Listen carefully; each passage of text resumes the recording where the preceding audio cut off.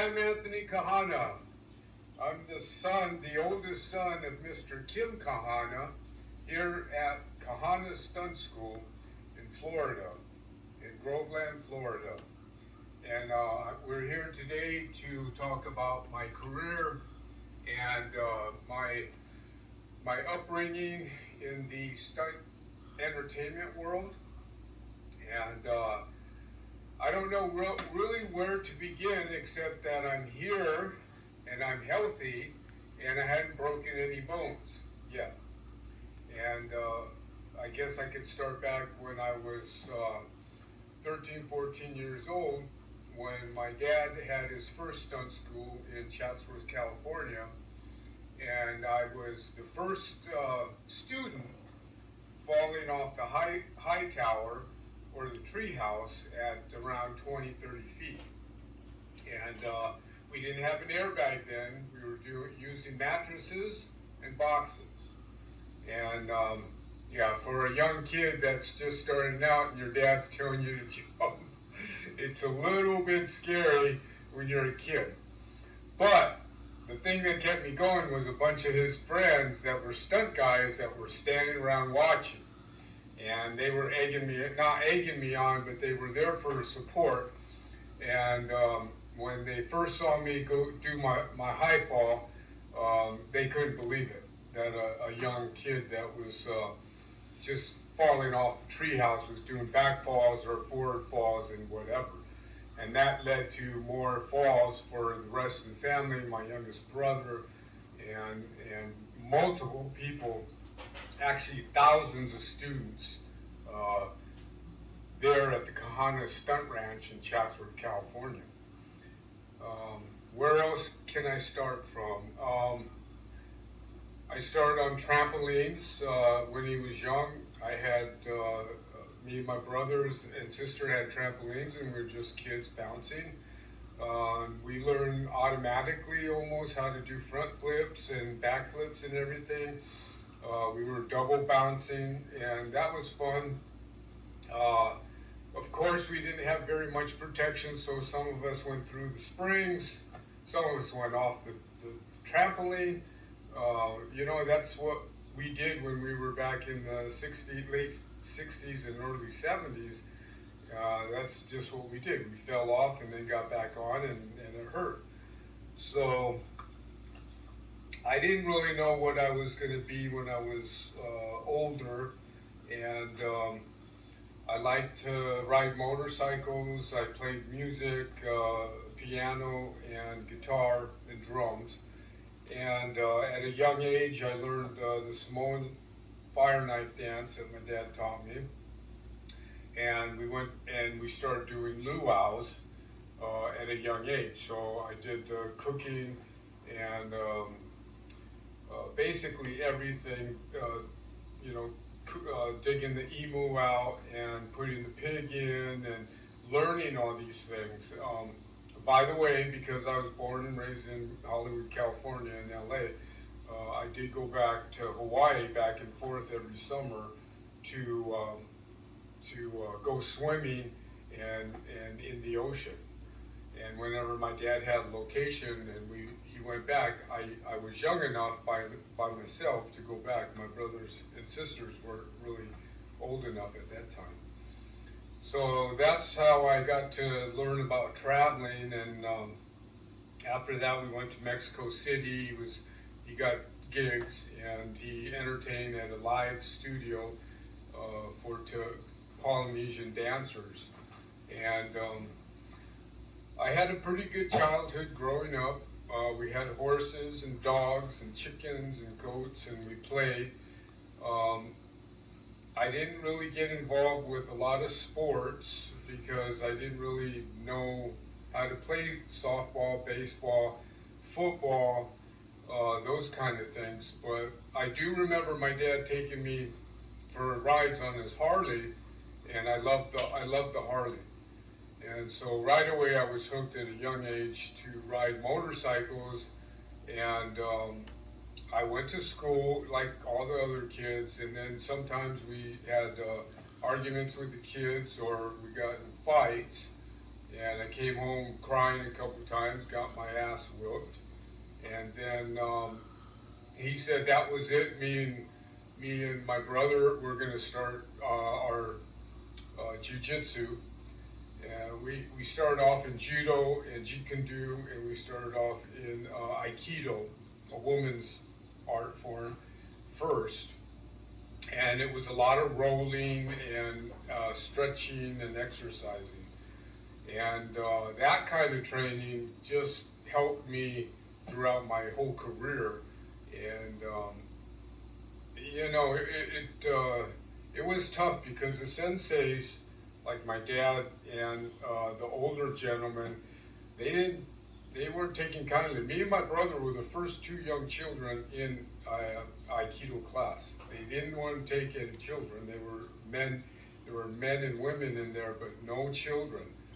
And Rick and I was one of the first ones that were going, and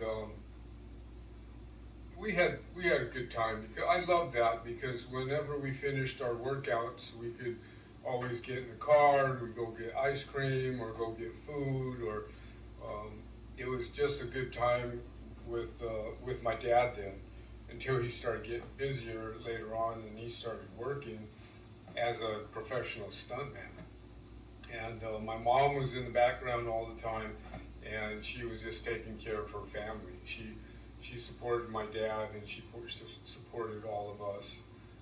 And especially on a day like this, on Mother's Day, I remember I give her thanks, because if it wasn't for her, even though she's not with us in the physical form, she's with us spiritually. And that's kind of how I got involved with it. And I started out in school running from the kids because my dad was Chongo on the Banana Split Adventure Hour. And I was getting a lot of attention from the young girls and people that knew that my dad was Chongo and they wanted to meet him. So at a young age, I was already learning how to ditch and run and hide from fans. So I had fans, a young fan club before I even started working. And then after I started working, I think my first job was with Clint Eastwood, and Rick and I both went into Universal to get that job as an interview because Central Casting, the president, knew my dad, and they needed some kids to go up to Bishop to film with Clint Eastwood on Joe Kidd. And by that time, I had already been about 16, 17 years old. I was still in school. And I got my SAG card there. And I got my SAG card because my brother had braces. And then when he smiled, and the director saw that this young kid had shiny braces, he goes, "Oh my God, we can't have braces." They didn't have braces in the 1800s during, Joe Kidd's day. And so he got bumped off the part. He was still in the movie, playing on a water boy or altar boy, and I got the part working with Robert Duvall as the Mexican kid that was pulled out to work with John Saxon. I was part of John Saxon's gang, and I was supposed to give John Saxon a message from Robert Duvall that he was going to kill 5 of his people for every one of ours. And I was like, oh my God, And I had to ride a horse. And I also had my first horse, which didn't have a very good back, but I rode him bareback. And Bishop, California was cold at that time, so I had plenty of long underwear on. My mom had given me, and socks, and I was doubled up. And we still had to go to school during that time. I was there for 3 or 4 weeks, and we got to eat lunch with Clint Eastwood, and my brother was memorized by the cafe. They had real butter. We didn't get real butter. We got margarine, And my dad's like, oh, be quiet, you know. And Clint Eastwood was very nice because we were kids, so it was. Uh, we were lucky that we were working with all these adults, and they liked us. And I did that job up there for 3 or 4 weeks up in Bishop, California, and I didn't know it was below the summit of Mount Whitney, which later on in my life I climbed 2 times. And I climbed the old mountaineers route, and that's when I got involved with climbing after I got out of the service, and I became an avid climber, just to get away from the hectic motion picture business, you know, the politics and everything else like that. But yeah, I didn't have any real formal training except what my dad was making up as he went before the stunt school was established. So I was one of the first kids on the block that was doing riding horses, motorcycles, cars, um, uh, swimming, uh, playing with animals and stuff. It was a good life for a kid growing up. And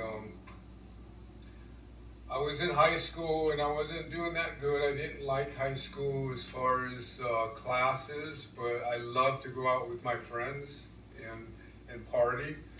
Uh, we were more into the uh, politics of, we were more into the limelight of having fun and not studying that much. So we were going out to the water holes and out to the lakes and to the free beach at Zuma to swim and hang out with our friends. You know, that's what we always wanted to do. And of course, all the girls used to come over wanting to see my dad because he was Chongo. And I got a little jealous because he took all the girlfriends away from me, and you know, my mom didn't like it too much either. But when I got into high school, I wasn't doing that well, and I knew I didn't want to go to college yet. And my dad suggested that I go into the service.